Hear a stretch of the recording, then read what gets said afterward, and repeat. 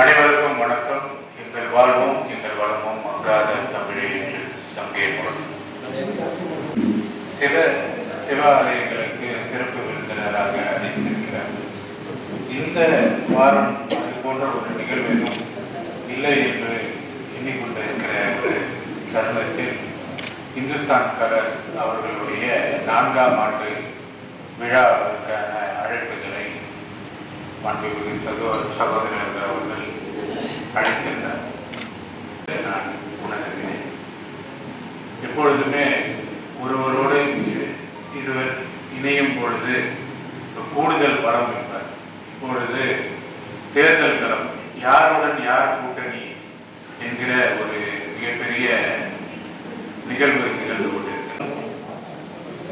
மற்றும் ஒரு இந்து அமைப்பும் இணைந்து நடத்துகிற இந்த விழாவிற்கு என்னை அழைத்தமைக்கு முதல் நன்றியினை தெரிவிக்கிறேன். ஒரு நாட்டினுடைய வளர்ச்சிக்கும் ஒரு தீய பாதையை தட்டி கேட்கக்கூடிய செயலுக்கும் இருவர் முக்கியமாக தேவைப்படுகிறார். ஒன்று ஆன்மீகம். ஒரு ஆன்மீகம் வந்துவிட்டால் மக்களிடையே ஒரு கோபம், ஒரு வெறுப்பு, இது போன்ற நிகழ்வுகள் வராமல் மனிதர்கள் மீது மிகுந்த அன்பு கொண்ட நபர்களாக மாறும். பத்திரிகை துணை ஆசிரியர்களுக்கும் பத்திரிகை போலீஸ் அனைவருக்கும் என் காலை வணக்கத்தை காட்டியாகிறேன்.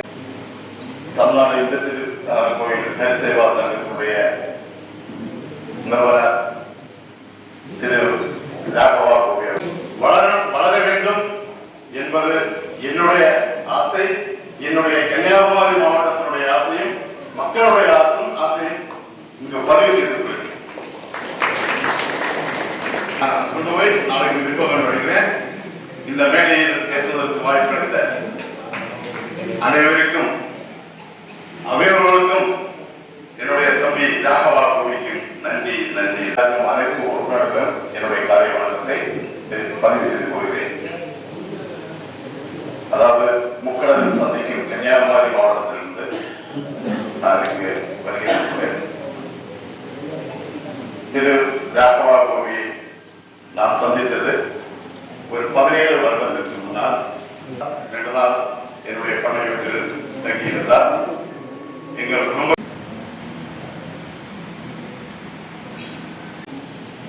இந்துஸ்தான் மாதங்கள் அதற்கு 4ஆம் ஆண்டு துவக்க விழாவிற்கு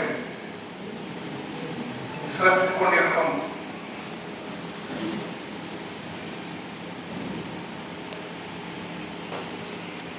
மற்றும் ஏழைய சான்றோர்களே, பெரியோர்களே, உங்கள் அனைவருக்கும் என் முதற்க வணக்கத்தை தெரிவித்துக் கொள்கிறேன். நான் இது 2வது முறை இந்த விழாவிற்கு நெருங்கிய தொடர்பு உண்டு. ஒன்றே ஒன்று மற்றும் வேறுபாடு இருக்கிறார்கள். எந்த இடத்திற்கும் தகவல் சேகரிக்க எந்த நேரத்திலும் வருகிறார்கள். நடத்தலாம். இதெல்லாம் சேவை. அதே நேரத்தில் நம்ம குடும்பத்துக்கு நம்ம குடும்பத்துக்கு இது பண்ணது ஒரு சேவை தான். இப்போ நான் இருக்கேன், நான் அடிஷனல் டெப்டி கமிஷனராக இருக்கேன்,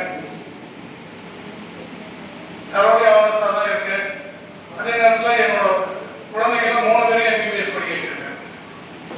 ஏன் இந்த வாங்கி கொடுத்துருக்கேன், ஸ்கூலில் சீட் வாங்கி கொடுத்துருக்கேன். லாஸ்ட் வீக் 2 சீட் வாங்கி கொடுத்தேன். என்னோட கொடுக்க மாட்டேன்ட்டாங்க. இப்போ என்னோட ஏரியாவில் இருந்துச்சு 2 சீட் வாங்கி கொடுத்தேன். லயோலா அதே மாதிரி ஒவ்வொரு காலேஜஸ்லையும் பத்திரிகை துறையும் யார் வந்தாலும் நானே கூட்டிகிட்டு போய் வாங்கி கொடுத்துருவேன்.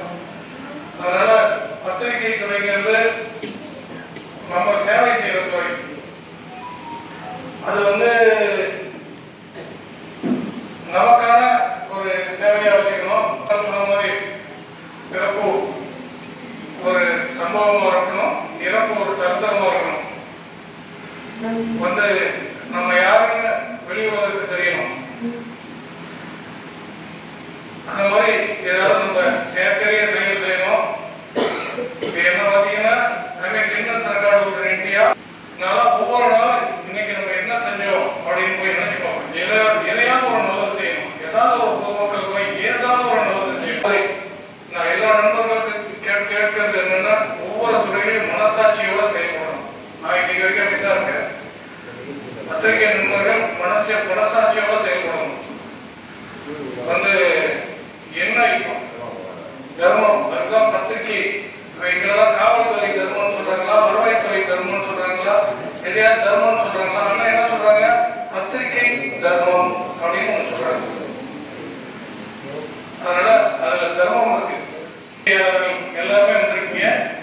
தர்மத்தை எல்லோரும் கடைபிடிக்கணும். உங்க குடும்பத்தோட எல்லோரும் நல்லபடியா வாழணும். என்னோட நம்பர் திரு கோவிந்த வாங்கிக்கிங்க. உங்களுக்கு எந்த நேரத்துல என்ன உதவினாலும் நான் செய்ய கடமைப்பட்டிருக்கேன். உங்க குழந்தைகளை படிக்க வைக்கணுமா, வெளிநாடு வாய்ப்பு அளித்த அனைவருக்கும் நன்றி கூறி வருகிறேன். நீ எதற்கு என்று கேட்டேன். அதற்கு இறைவன் சொன்ன பதில், அந்த அனுபவமே நாம் தானடா என்று சொல்லியிருக்கிறார். ஆகவே ஒவ்வொருவரின் வாழ்க்கையிலும் உழைப்பும் அனுபவமும் ஒருவரை உயர்த்தும் என்பதை ஐயா அவர்களின் ஒவ்வொரு வரிகளும் நமக்கு எடுத்துரைத்தது. என்னதான் பத்திரிகை மக்களுக்கான சேவையாக இருந்தாலும் பத்திரிகையாளரின் குடும்ப நலனை கருத்தில் கொண்டு அவர்கள் செயல்பட வேண்டும் என்ற ஒரு கருத்தை முன்வைத்தது மிக மகிழ்ச்சியாக இருக்கிறது. இறுதியாக ஐயா சொன்ன வார்த்தை, ஒவ்வொரு பத்திரிகையாளருக்கும் நான் துணை நிற்பேன் என்று. உங்களுடைய சேவை எங்களுக்கு தேவை ஐயா. எங்களுடைய சேவையை பாராட்டும் வகையில் நீங்கள் சொன்ன கருத்துக்கள் எங்களை கவர்ந்து இழுத்தது. மிக்க மகிழ்ச்சி ஐயா. வாழ்க்கை வழங்கியது. நான் சென்னை மாவட்டத்தில் பத்திரவாதி தகவல் சட்டம் அமைத்து கோபி கம்பெனி திருவிழாவில் தொகுதி அமைப்பாளராக பத்திரவாதிகள் நோக்கணும்னா சாமானிய மக்களுக்கு நீதி வேணும். அரசாங்கத்தில் கிடைக்கிற சலுகை, நிராகரிக்கப்பட்ட சலுகை எல்லாமே கிடைக்கணும்.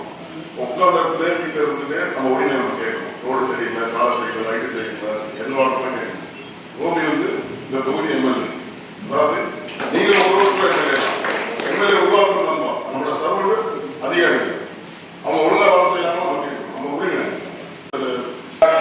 ஏற்றமிகு தலைவர்களே, நான் நடைபோட்டு வரும்போதே என்னை இறை போட்டு பார்க்கும் நடுவர் பெருமக்களே, கல்விக்கல்வி திறமைக்கும் ஆசிரியர் பேரமே, இங்கே அமர்ந்திருக்கும் ஆண்டவர்களே, சான்றவர்களே, அனைவருக்கும் வணக்கத்தை தெரிவித்துக் கொண்டு, முதலில் பத்திரிகை என்பது நாம் அன்றாட ஆன்மீக நிகழ்வுகள், அரசியல் நிகழ்வுகள், சமூக சேவைகள், இத்தகைய நிகழ்வுகளுக்கு மட்டும் பத்திரிகை துறை அல்ல. மத்திய மாநில அரசு செயல்கள், அதனுடைய செயல் திட்டங்கள், அதனுடைய விரிவாக்கங்கள், அனைத்து துறைகளை சார்ந்த செயல்பாடுகளையும் அரசு செயல்பாடுகள் கொண்டது போல